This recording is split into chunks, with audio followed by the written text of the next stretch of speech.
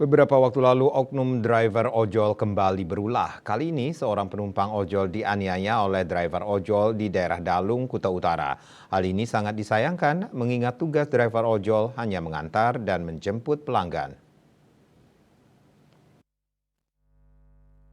Kasus penganiayaan dialami seorang penumpang ojek online ojol asal Jakarta. Disebutkan penumpang ini dianiaya sopir ojol di Perum Dalung Permai, Kecamatan Kuta Utara, Kabupaten Badung.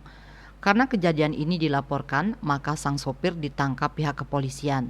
Pelaku pun kini sedang menjalani pemeriksaan di kantor polisi.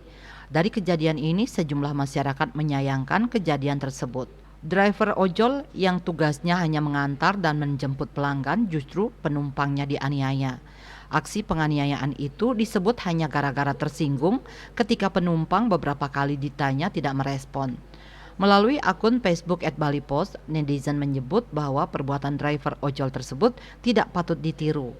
Sebab tugas seorang driver ojol itu hanya jemput dan antar serta terima bayaran. Balipost melaporkan.